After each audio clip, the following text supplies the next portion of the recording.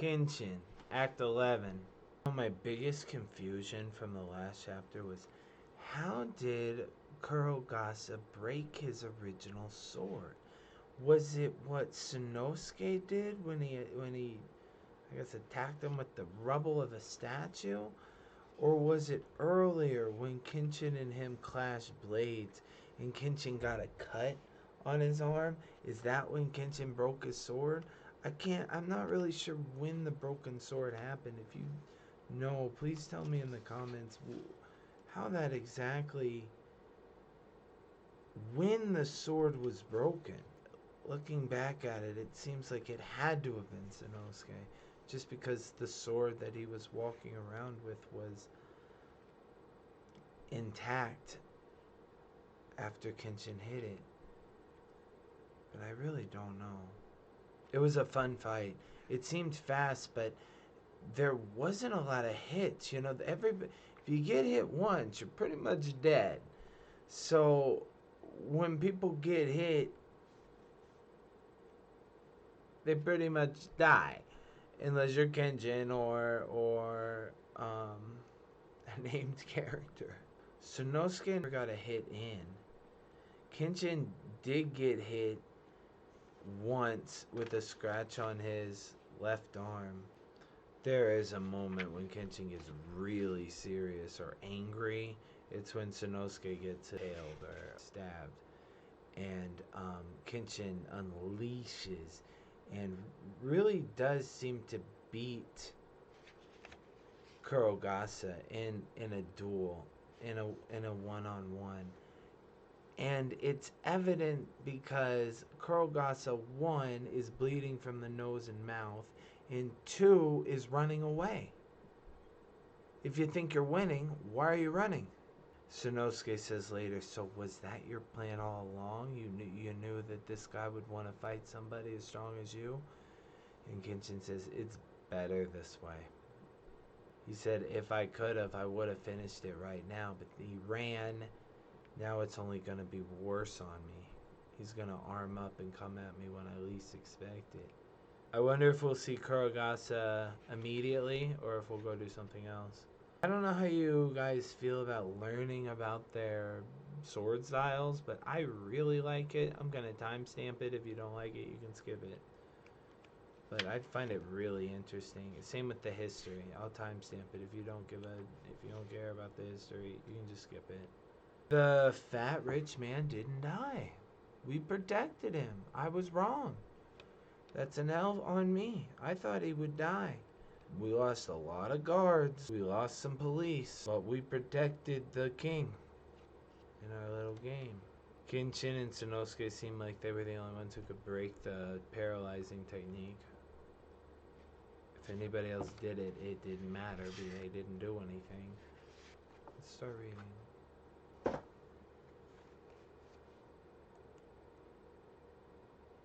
Act 11, the ribbon that binds. Kyubei Kaoru. 6 wounded seriously, 3 lightly. This must be the first time Kurogasa caused so little carnage. The next morning. 9 people total. We can't be happy about. Don't be greedy. Nobody's dying. That's a victory. It looks like Kurogasa got 0 casualties. Wow. Well, good job, team. Sanosuke's right. That's a victory. Kurogasa, Udo Jene, an ex-Hitokiri, now insane. I was just mentioning that last chapter, Sanzo. I don't think he's crazy. But we have the best fighter of all, so it'll end soon. Optimist, pats Kenshin on the head. Not necessary. That hurts. For 10 years, this one has avoided battle to the death. He, however, has pushed himself to kill and kill. As Hitokiri, the difference is huge. He's saying we're both assassins, but I've been trying to avoid killing people during battles. He's been doing his best to kill everybody. When or where Jine mastered Nikaido Hio, this one does not know. but he first appeared in Kyoto during the Bakumatsu as a member of the Shinsengumi. The Shinsengumi? The best swordsman fighting for the shogunate? The patriot's nightmare. Indeed. He has killed plenty of patriots, but he also killed a lot of people he wasn't supposed to. When he was about to be disciplined by his unit, he retaliated and escaped against the Shinsengumi. He's holding one of their heads. He fucking attacked them. Several months later, he reappeared on the Patriot side, this time as Hitokiri. Wow. Kenshin saying, I don't know where he learned this technique, this paralyzing technique, but I do know that he's Shinsengumi. But when the Shinsengumi tried to discipline him, he turned against them, killed them all, left, and joined the opposition. Became a revolutionary and became a Hitokiri, just like Kenshin. He doesn't have his cone hat yet. Still has 2 swords, though. You prefer the weapon you prefer, you know? You fight with the best weapon you have. Of course you would. Killing the shogun, then the emperor? Not exactly an idealist. All Jin'ei has left is his desire to kill. It's a very dangerous Hitokiri who cares only for killing. Maybe there's no room for me in this one. Sanzo's thinking, I might not be able to fight this guy. Kenshin says no. As his target, this one must face him alone. But in exchange, there is a favor to ask of you. Kaoru's dojo. She's sleeping. Is she snoring? Sanosuke comes up frustrated. Are you kidding me? Look at that, will you? Is this what passes for a young lady these days? Is she sleeping outside? What's the problem? Yaiko, I don't think she's got any sleep last night. Ladies, come on ladies, stop sleeping outside. Sanosuke, is that so? Slaps her in the face. Not very hard. Hey miss, wake up. Pat, pat, pat. Okay, now he grabs her face. I said wake up! Even Yaiko's like, wow, that's a lot. Kaoru wakes up, grabs her practice sword, and breaks it over Sanosuke's head. Welcome home! Sanosuke says, yep, I'm back. Takes her sword back. Hey, where's Kenshin? Sanosuke, Kenshin won't be back. Kaoru looks upset. The assassin has targeted him now, Kaoru. He won't risk coming back and getting involved till it's over. Damn. He's not coming back, Kaoru. He asked me to take care of the place in his absence. That's why I'm here. I didn't realize that, but of course he wouldn't go back to the dojo. Kaoru's realizing this for herself as well. And where did Kenshin go? Sanosuke. To the riverbank. He said Hitokiri traditionally operate near rivers. Easy escape if necessary. Jin'ei can be found quicker near the river. And that's all he said. Kaoru turns around, bolts. Hey, where are you going? Where am I going? To get Kenshin. Don't be stupid. Jin'ei is no ordinary enemy, Kaoru. Look at what he did to me. If you do find Kenshin, you'll only weigh him down with more worry. The best thing you can do for him, Kaoru, is to stay. She looks back, blushing, tears in her eyes. He's kind of right. Kaoru says, so then, after he fights Jin'ei, what if he doesn't come home? What if he goes off traveling again? She thinks back. This one is a Rurouni. My next destination is unknown, even to myself. Kaoru grips her fist. Father died, and Kaihei betrayed me. If Kenshin leaves, on top of that... I told you Kaoru had daddy issues. I fucking told you from chapter 1. Kaoru really needs Kenshin. Or be in danger, then be alone again. Ooh, that's not the choice I thought you'd make, Kaoru. I thought Sanosuke got to you back. The best thing you can do for him is to stay here. She says, no, fuck that. I'd rather go fight than be alone. It is hard to be alone. Yeah, he there. You can.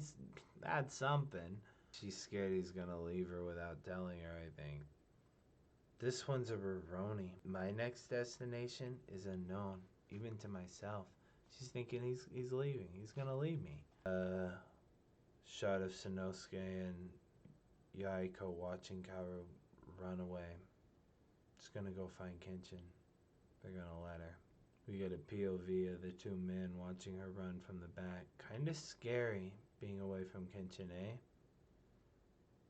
Our little miss, as selfish as ever. He's saying she's being selfish by wanting Kenshin to be around her all the time. Sanosuke looks over and smiles, though. Then again, maybe love and selfish are one and the same. Well, that's sweet. Do you think love is selfish? Sanosuke looks down at Yaiko. Huh, alone again, she says. So what does that make you? Yaiko looks over. It's whatever. It's not like I can expect to be compared to Kenshin, Japan's #1 guy. Of course, Kaoru loves Kenshin so much. Yaiko looks at Sanosuke. But #2 in Japan is me. Got that? Sanosuke looks over. Oh, I guess that makes me #3. Not that I care. We're ranking each other. We get a shot of the forest. Sanosuke's yawning. I'm sure Kenshin will send back within the hour. I'm off for a bath and a nap. Yaiko seems to pout. Kenshin put you in charge, not me. Shame. A huge shot of Kurogasa. Riverbank. Well, he knows exactly where we are. Seems to be a big shot of the river. And all the noise it's making. The water does make a lot of noise.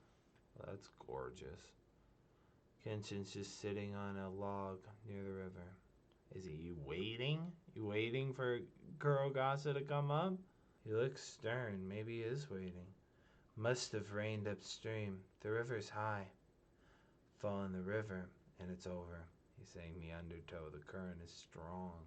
Kenshin seems to be piqued by something behind him. He notices something. He says to himself, he's here. His sword picks it out of the hilt. Nope, the amazing fire Iki was actually Kaoru. She yelling at him, Kenshin! She got big R's. Got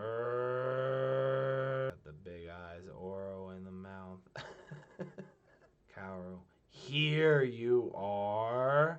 She's huffing and puffing. I guess she sat down next to him. His heart is beating out of his chest, but dump. You're scarier than Jenny. Sanosuke told me. You don't plan to return to the dojo for a while. Then I won't go back either. I'll stay with you. Kaoru, I thought you valued your dojo a little bit more than that. Or maybe you just love Kenshin this much. That's a pretty shot. Dramatic pause, not sure what to say.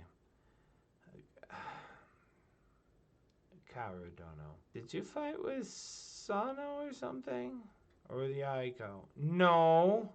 He's saying, did you have a fight with one of the boys? Is that what you don't want to say? You've heard about Jinny. I've heard, but I'm still not leaving. This one can never defeat Jinny while protecting someone else. He's saying, Kaoru, you're gonna get in the way. I can't beat him if you're around here and I have to protect you. She stands up, walks in front of him. Kaoru don't know? She goes into her hair, and I guess she undoes it. And she pulls out the ribbon. Foosh. She looks better with her hair down. My favorite blue ribbon. Take it. That's nice.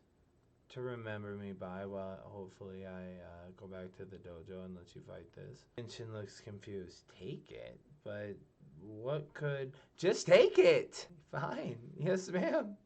But this is just a loan. You have to give it back. Kenshin not getting it. She's giving you something to remember her by while she leaves you alone to fight this fight. Then you're gonna come back and return the ribbon because it's a loan. It's very simple, Kenshin. He got 6 question marks around. He has no idea. Kaoru looks down at him. Don't you forget and wander off after you defeat Jinny. I'd never forgive you for that. He looks over at her, and he smiles. Fine. This one will bring it right back. And you go home and wait for its return. Okay, he did get it in the end. Kaoru, blushing. I'll do that. Okay, so this totally worked out. Kenshin looks on there, making eye contact.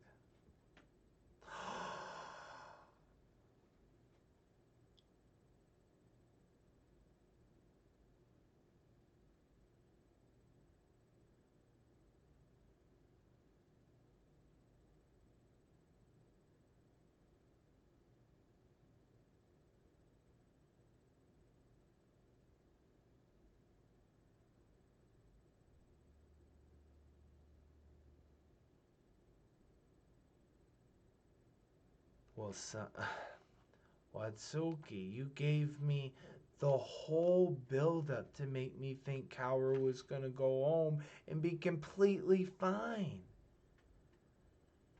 You give me resolution every chapter. I thought that way we could. Oh, you give me the scarf. I'll come back to the dojo. I'll be safe. I won't get in the way. You gave me all the resolution I expected. No, actually, it's too late. I'm already on Kaoru. I'm taking her. Kenshin's eyes get really wide. Really wide. Kurogasa's laughing. Kenshin doesn't stop him. Does he jump in the river? Oh, he's in a boat.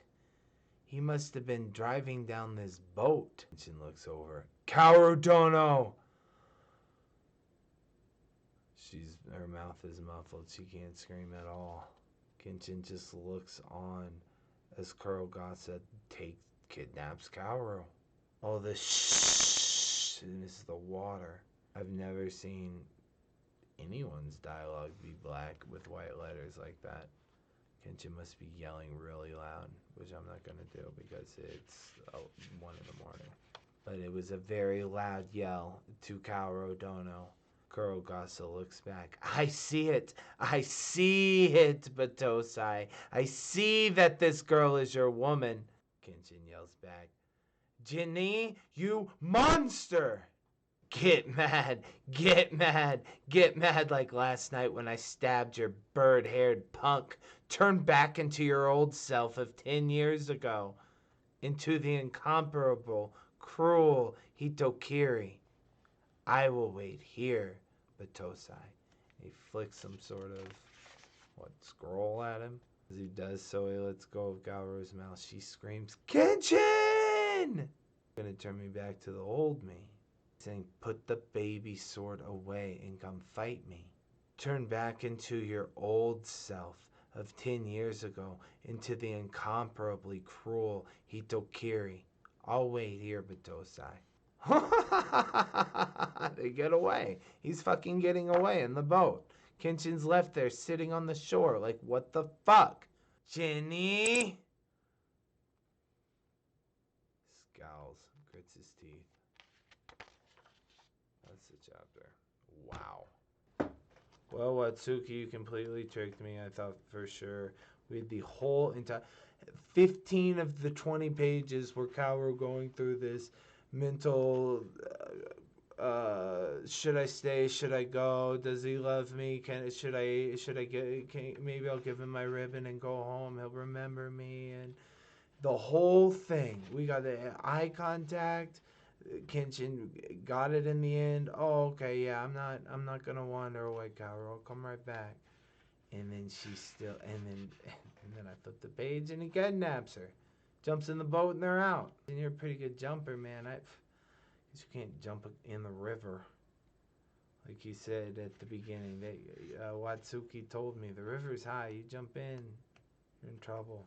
Tsunosuke had this line, maybe love and selfishness are one and the same. What do you guys think of that? What do you think of Kaoru Do you think Kaoru's being selfish by not wanting Kenshin to leave the dojo? I think he's a little selfish. It's funny that Sanosuke doesn't really like hanging out at Kaoru's dojo. He's there because Kenshin's there sometimes.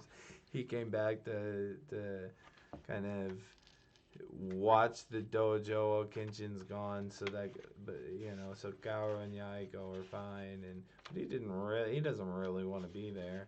I didn't get what he meant by ladies don't sleep outside. What does that mean? Very unladylike for you to nap out in the sun. What the F? What do you think about Kurogasa being Shinsengumi and them trying to discipline him and him just killing them and switching sides to the revolution? No loyalty. He just likes killing. He's just Hitokiri because he just likes killing. I don't think he is a believer. I think I just liked it when it was wartime because killing was normal. And now that it's peacetime, I have to. It's criminal. Ooh. It wasn't fucking criminal 10 years ago when I was bringing on the revolution. I'm glad Sanosuke has his injury from last chapter. That's continuity. That's good. I want to be hard on Kaoru, but I really can't. I don't blame her. I'd do similarly stupid shit if I felt that way. It's adolescent little girl stuff, but I'd probably do exactly the same thing. Kenshin, I miss you, and I have nobody, and I really don't want you to go. And please take this ribbon that you can remember me by, and it's a loan, and you gotta come give it back, okay? So don't leave. I mean, can't blame her. But now she's kidnapped. He says to her, this one can never defeat Janae while protecting someone else. And then 2 pages later, now I'm gonna have to go defeat Janae while protecting someone else. I'm kind of anxious to read the next one. I don't really want to stop there. I think I might go one more.